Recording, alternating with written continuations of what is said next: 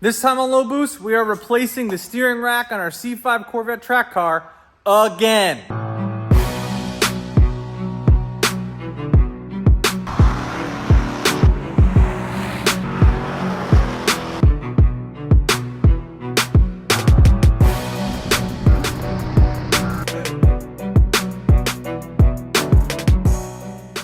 All right guys, welcome back. If you're new to the channel, this is my C5 Corvette track car.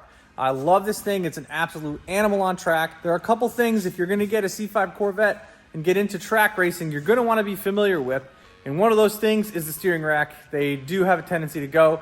I'm gonna go over on how to properly replace one in this video, and as well as I'm gonna go over what they do at Turn 1 Motorsports to reinforce the rack to make it even better. I had the OEM rack sent out to Turn 1 Motorsports to have them rebuild it and reinforce it. Normally, the last time I did the steering rack replacement, I did do it on my quick jacks. They're awesome, but I'm at my dad's garage right now, so we're gonna do it on the lift.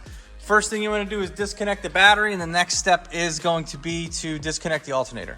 All right, once you got 13mm nut to take the alternator bolt off and then unplug this, you gotta get the belt off. The tensioner's on the other side. I found that if you just loosen this up to give the alternator a little slack, it's easier to get on the other side. So once the alternator bolt is loosened, then you can go ahead and take this off. This is also a 15mm, but I have found that you can use a wrench, but I've just found that it's easier to get this off if you use the socket, because then when you get the socket off, it just pops down like that and you have that extra space. Whereas if you use a wrench, it's not gonna come off, it's gonna get stuck. So I like using a socket for that, and then the belt just comes off. Once that side's loosened, the belt comes off. Ah, it fell off, it's okay. Then we can go ahead and continue taking this out.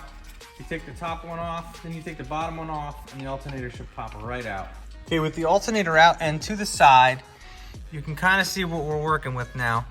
All the way down there, there's a bolt right there. That is for your steering column. That's what you want to get off next. You can use a long ratchet extension to get it off, but you want to make sure your steering wheel stays straight.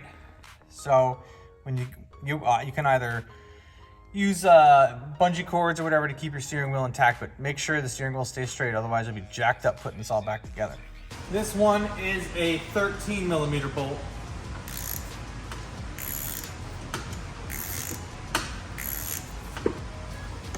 Okay, now that that's off, you can move it out of the way, but just try to keep everything intact. Okay, the next thing you're gonna have to do up here is those two all the way down there are your high and your low pressure for your pump. You're gonna have to disconnect them. Now they are a pain to get to with a wrench, but I'll show you a trick. I'll put a link to one of these in the description below. They're crow's feet. They go on the end of like a ratchet like this, like that, and then you can pop stuff off easy. I highly recommend getting a crow's foot set. Like I said, I'll put a link to one of these in the description below. A must-have to do this job. All right, so here is where this sucker comes into handy. Of course, the belt's in the way. Let me move that out of the way so you guys can see. All right, we can see down there now. Let me zoom in. You can see what I'm doing. I have one of these thin ratchets from Harbor Freight. You probably could do it with a regular one, but the thin ratchet really helps. So I can get right over this puppy, just like that, right? Let me try to focus. And you can turn it that way. And I know it looks like a pain to do, but you're really not gonna get in here any other way. And it's easy to break it off. So let's see if I can just get it back over there, just like that. And you can crank it to get the leverage. I probably can do this by hand at this point, but I just wanted to show you how awesome these crow's feet are. All right, once those are all disconnected, you can put the car up on the lift or on jack stands or wherever you're working and work from underneath. A lot of people that you'll see in some YouTube videos have suggested to take the wheels off and pull the rack out from like underneath the subframe this way. And I'm gonna tell you, I was not able to do that. So what we're gonna do, and I felt was a really super simple way, it's still a bitch to get out. I am gonna take the wheels off, right? But I'm gonna undo the subframe, or undo the sway bar, completely remove the sway bar, undo the this bracket here, and move it up and out of the way. And then once I do that, I should be able to turn the steering rack, and then we're gonna drop the steering rack right out from here. That, to me, is the easiest way to do this.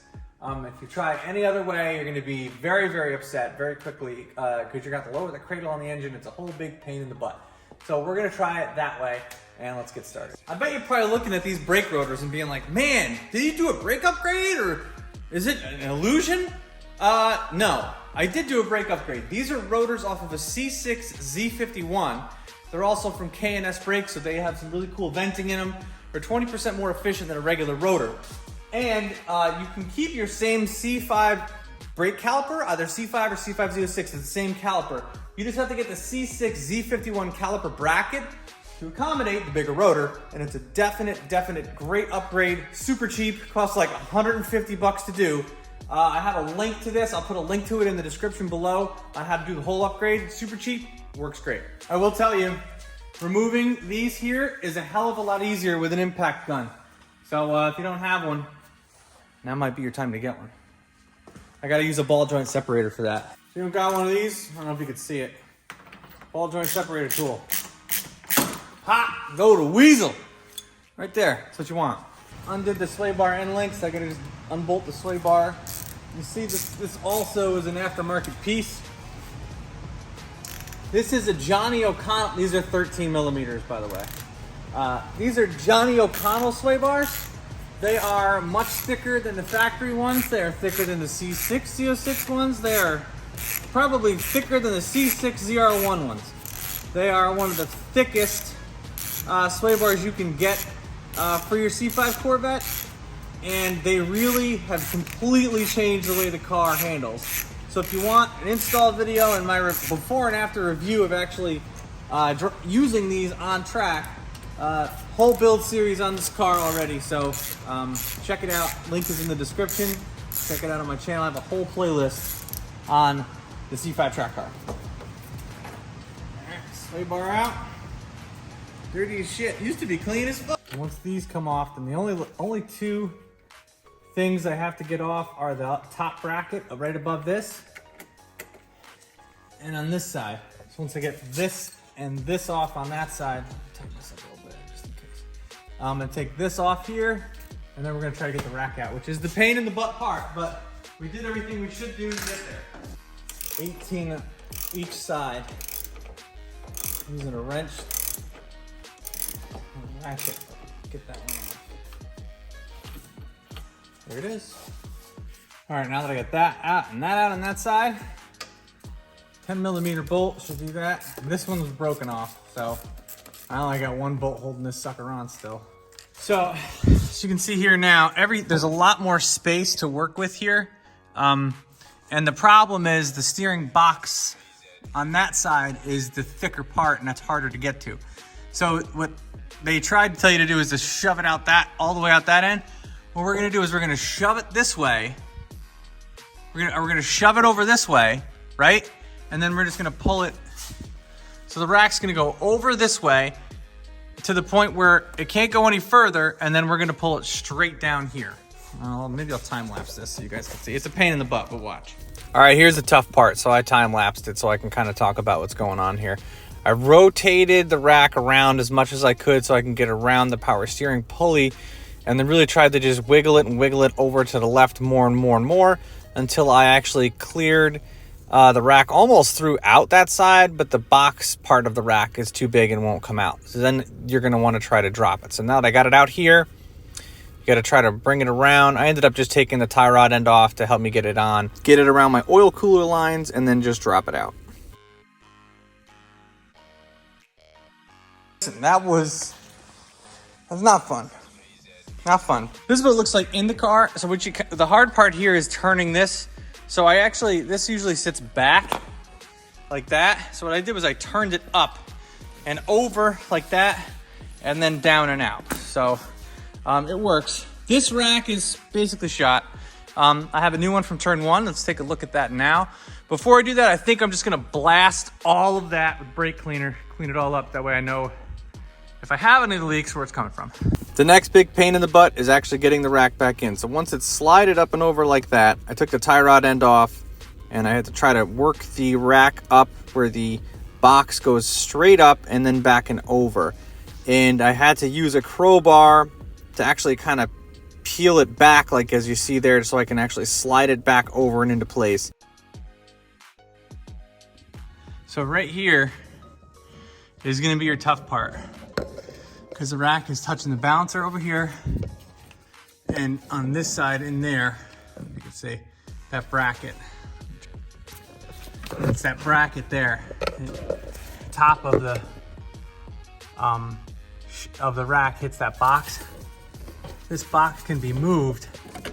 It's very difficult. You gotta almost have like somebody hold it up, so strap it up, and then shove this sucker in. That's the hard part. All right, so rack is back in. Just make sure you tighten all these bolts to spec.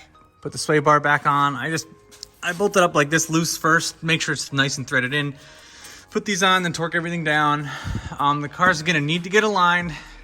So I matched the old rack up as close as I could to this. It will be drivable, it'll be fine, but I'm gonna need a new alignment anyway, so we'll get to that. But yeah, for the most part, it's in. I found that if I had the rack, I had to have the rack going in.